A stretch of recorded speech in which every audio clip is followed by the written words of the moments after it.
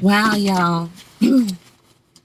So I'm out here on break and I'm trying to catch up with the Teresa Black trial. Teresa Black, in case you guys don't know, she is being tried here in Georgia because they had a 6-year-old body that they found 23 years ago. And they couldn't identify his body. And so they, was trying to find out who the young fellow was. He was found in a cemetery, with some leaves and stuff over him. And he was a skeletal, except for like his lower extremities, from not necessarily the waist down, but a little further down, probably midway.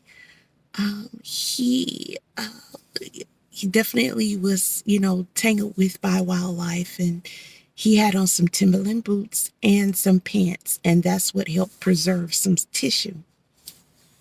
They couldn't even tell what sex the child was, and they gave him a name.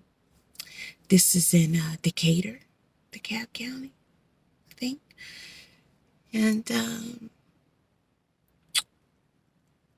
there was a woman from, it's either North Carolina or South Carolina, who used to help care for the child. And she was always looking for him because she knew when the mother came to Georgia, she had nobody here. And she already didn't like, even though they were best friends, she didn't like the way the woman took care of the child.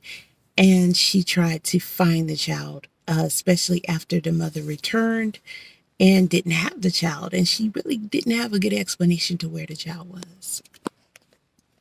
We're waiting on a verdict for this. Okay.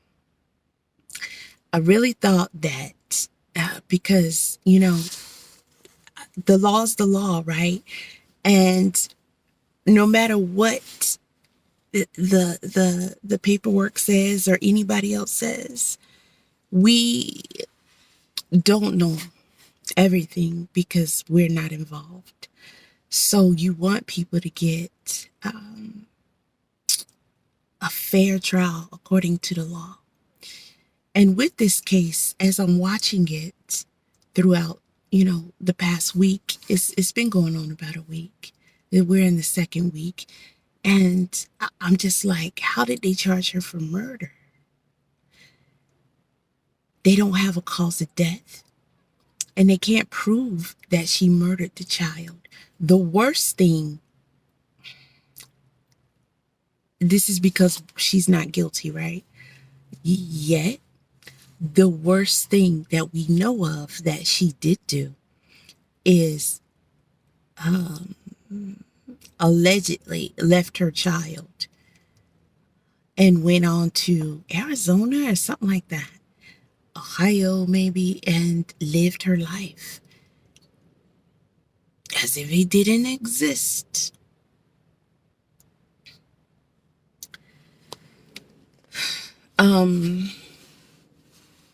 As the trial was going on, people testified, the father testified, and the father has, maybe 5 boys and, from other women. And this is including this one, and this is his first child, the deceased boy that was found. And he wanted to know what happened to his son. Where did she take my son? So the woman that used to watch him, she said, she testified in court that he confronted her one day. And she said she didn't know where he was. But she happened to see the news reporting that they were trying to identify him, and she knew him. She knew him because she looked out for him, and she called in and she said, I know who that boy is. So she told them who the father was, and they went to the father and they got his DNA. And once they got his DNA, they knew that this was the mother. She was the last one with him. But although she had been in and out of jail, she had no records, so they knew didn't know where she was. And I think she got caught up for stealing or something, so she got in the system, and they went down there and they got her. Okay. Now, I thought that at the end of last week, her attorney was going to get the murder charges taken away because, again, they don't have a cause of death. And they brought on both sides, expert, witnesses to testify, anthropologists. They brought in different. They both did pretty good, trying to figure out what could have caused his death, from not just the manner but the cause. Was this her negligence? Is it something she may have done, which is harder to prove? Again, he didn't have much left, and he was. It's been 23 years. Now, they were able to determine that he had Benadryl and Tylenol in his system. They can't tell if it's a Tylenol PM, but they said he had Benadryl and Tylenol in his system.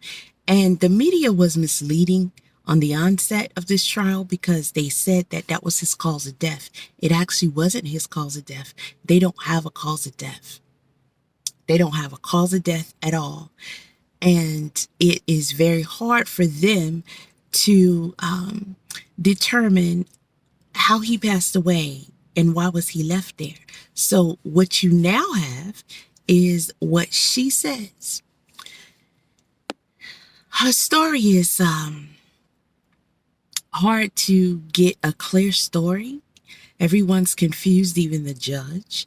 And as the lawyer was trying to get the murder charges thrown out, he was trying to be very careful not to give any type of testimony as to what her explanation is, because she didn't testify and she really didn't give an explanation as to why she left her son out there. Except for they were hungry. They really didn't have a place to stay. They slept on a couple of benches, and he was giving signs of being maybe sick or something. And when they went to sleep and woke up, he seemed responsive. He didn't want to wake up. But she also said, I tried to feed him and he wouldn't eat. And then she turned around and said he ate some food out of the trash can. Okay. Now, mind you, Georgia is large in homelessness, and they do have a lot of resources. However, if you're not actually homeless to have that experience, again, there's a lot of people in the streets. And just because the resources exist, it doesn't mean that people know about them or they're able to get what they need. I don't know.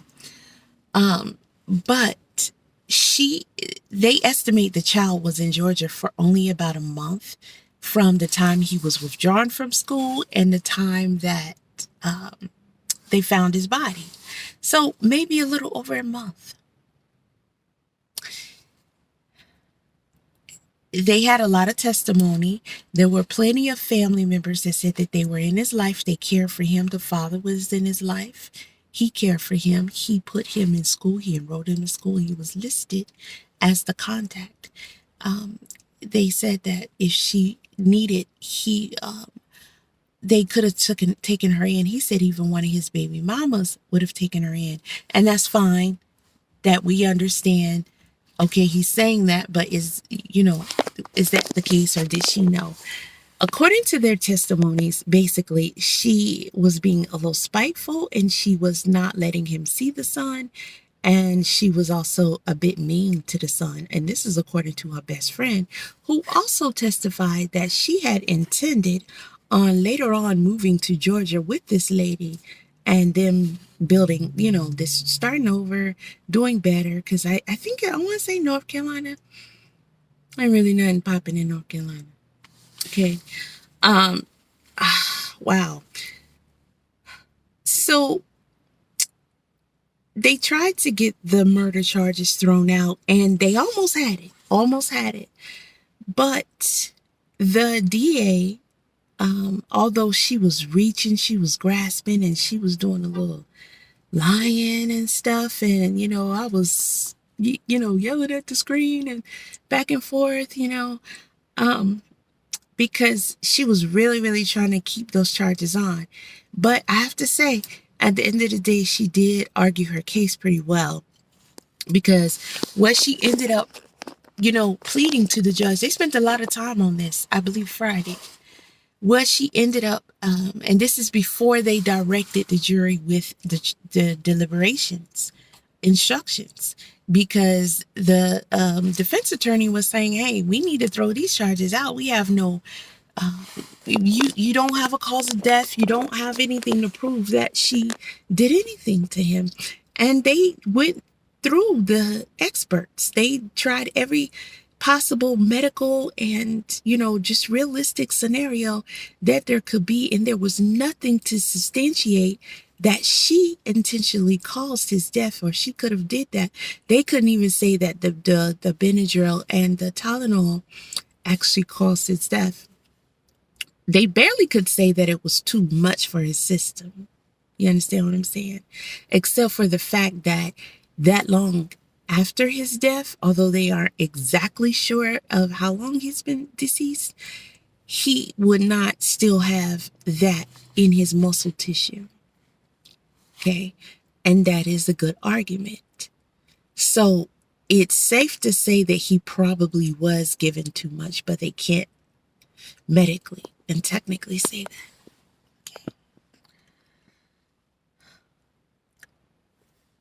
The DA, the prosecutor, she did argue that although all of the evidence is circumstantial and it's grasping at straws at best, it's still enough because it is the jury's job to determine, does this evidence prove guilt? Does it give you reasonable doubt that she intentionally caused his death? Now, the biggest thing working against her thus far then is that she went off and she just left him, and she lived her life 23 years, woke up, went to sleep every night, knowing she left her own child in the woods, in a cemetery. So today, okay, the DA argued again. I don't know if I made this clear because I'm just heard the interrogation tape that they played today. I couldn't even finish it, y'all. The DA argued that you cannot just say that it's not. It's the jury's job to say that it's not.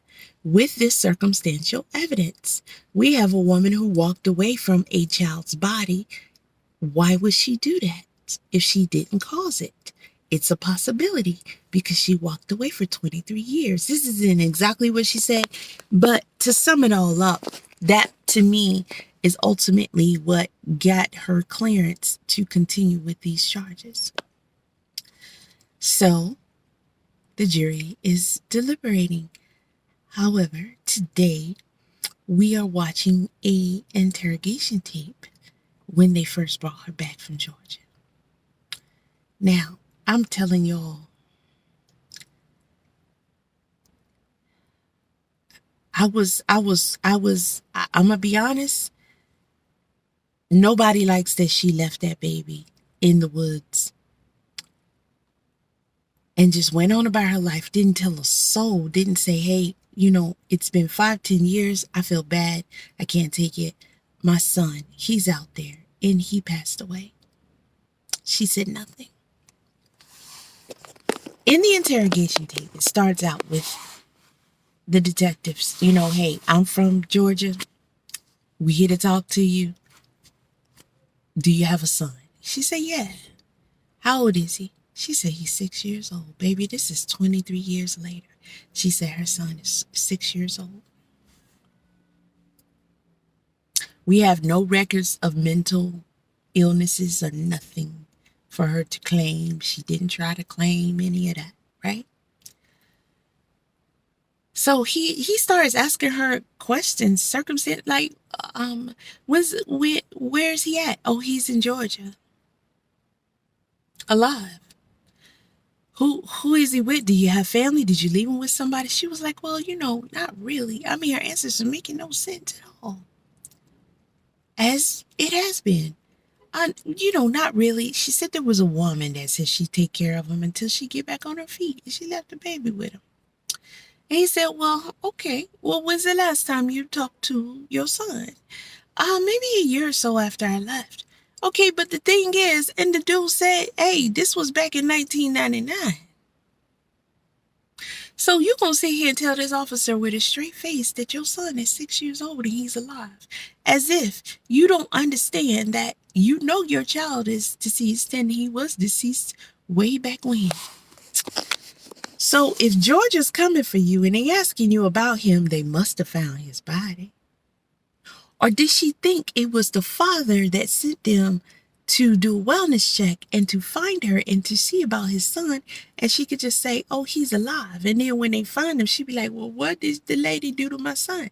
I don't know, because I didn't even finish the interrogation tape because it just kept getting worse.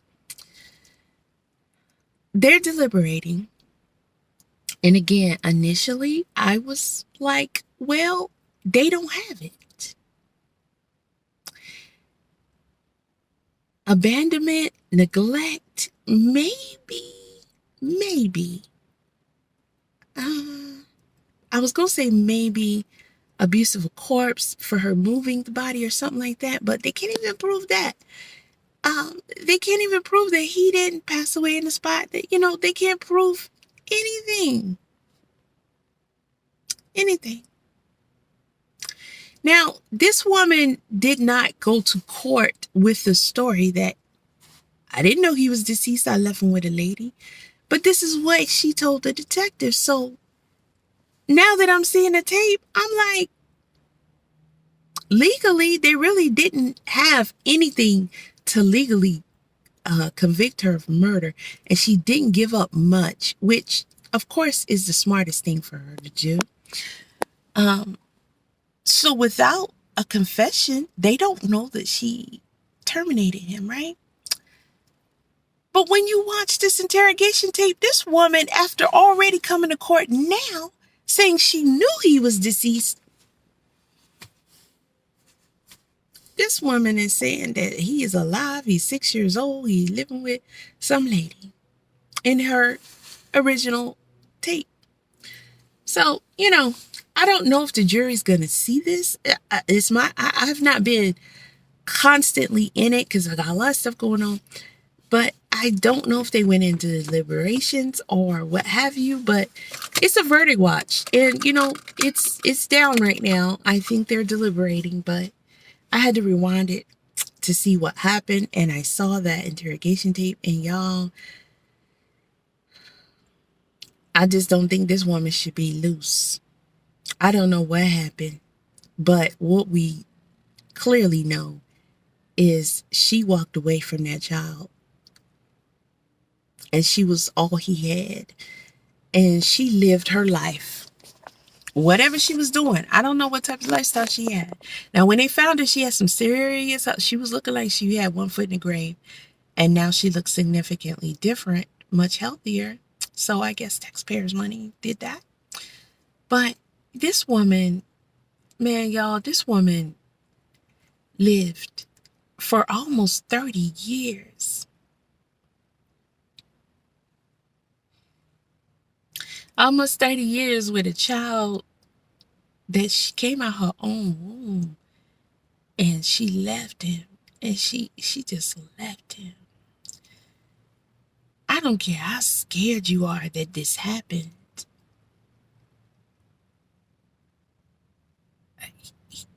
You cannot live your life for a week, a day, a month, a year, 23 years, knowing that he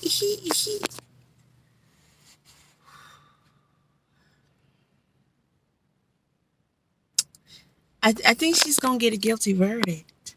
I'm not sure how though, because again, we don't have a cause of death.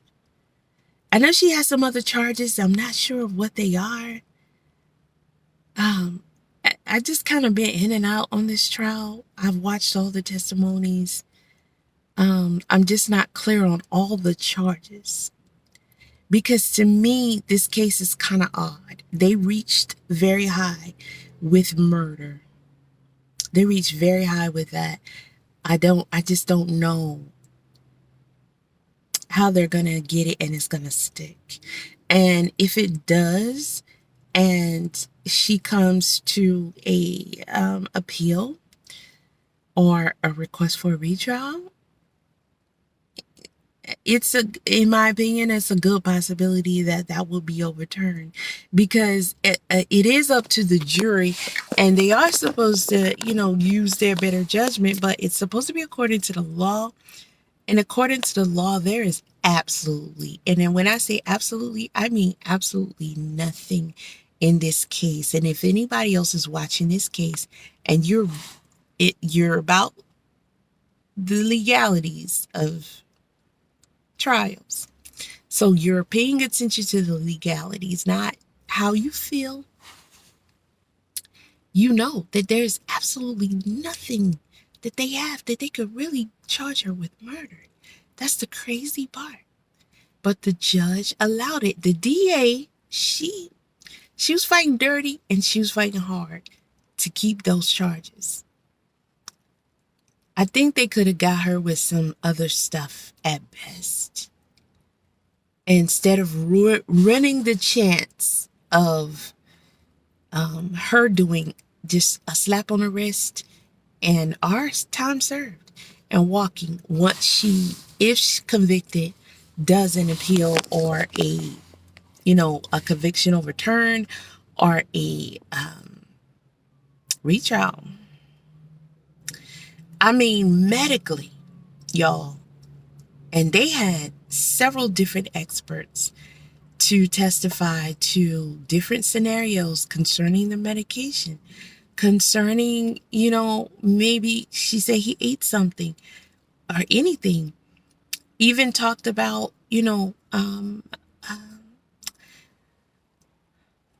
her knowing that he wasn't doing well and not getting him help. But again, this woman is homeless and they didn't even have food to eat or a place to sleep. So she wasn't getting help for that. So how would she know to take him to the hospital? And how would she take him to the hospital? And this is not my logic. This is just argumentative logic, right? Also, what was argued to help keep the charges was whether or not other cases were brought up, with parents and their child knowing they were sick and they didn't take them in, and the statistics of how that does happen. Your child is sick, but you think you're going to figure it out. You're going to give them this, you're going to whatever, but you don't know that they're, passing away. So you don't take them in. It happens. They talked about all kind of stuff like, the coroner and, the guy who did the autopsy, other doctors, about parents who have lost their children, and they just didn't know what was happening and they didn't have any neglect there, how they, responded and just, or did they take them to the hospital? Did they not take them? I mean, they went through everything that anybody could think of. And without even knowing that the medication causes, I mean, they have absolutely no way of knowing what causes death. Even that alleged blunt force trauma that they say they think is on his skull, they're not even sure of that. And if so, he was ravished. So it could be animals. His body. They couldn't even tell whether or not that is something that occurred before or after death. Because again, he was skeletal. Besides, like maybe, I want to say past his genital area, just past his genital area on down. And it was barely something there.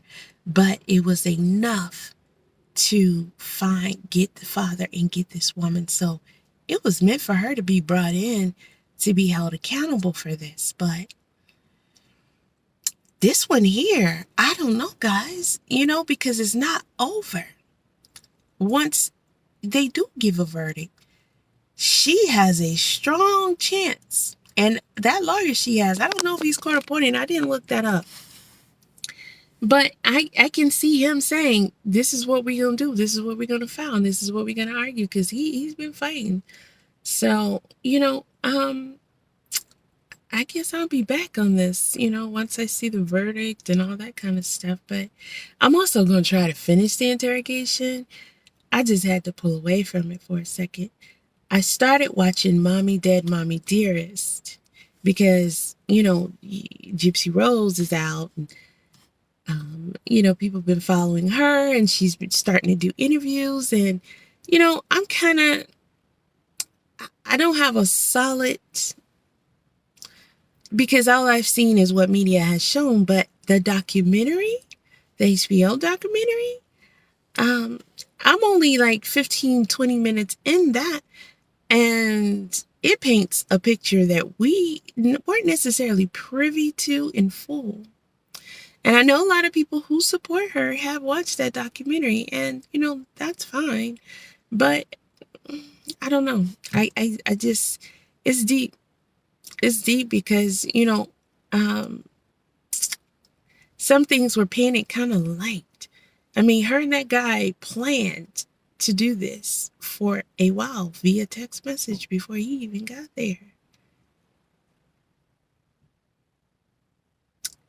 And the police are saying that she authored the Facebook post that said, it was two of them.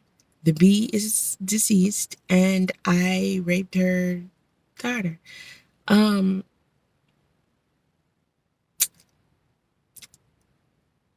But there's a lot to that. I gotta finish the documentary before I come with something more solid. Because mind you, the police were saying she walks and talks very, very well in normal. But then you hear her say, I was completely dependent upon my mother. She allowed me to do nothing. She didn't allow me to bathe. She didn't allow me, I don't know how to take care of my own hygiene, and this, that, and the third. But we know her mama was scamming. We know she was. And we know that she was brought into it by default. She didn't necessarily have a choice in the matter. But I don't think that she was 100% full-time being in her I'm sick state. Because otherwise, how could she walk and talk and stuff so well? And let's not forget, she was going out. She was going out with dudes. Remember, her mother went and got her from a hotel with a dude one time before, trashed her computer and all that, because she was hooking up with dudes. So she was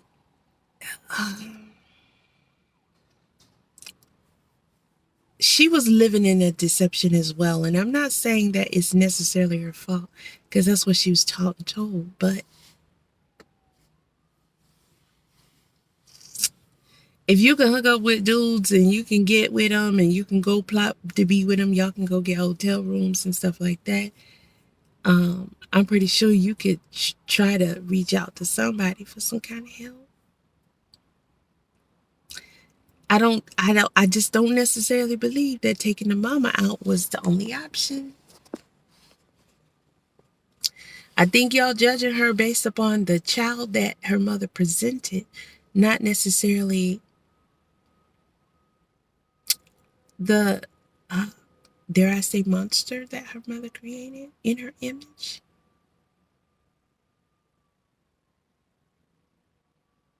I'm going to finish that documentary, and I'm going to come back with a full assessment, which I know I'm going to get heat from because y'all in love with that girl. But,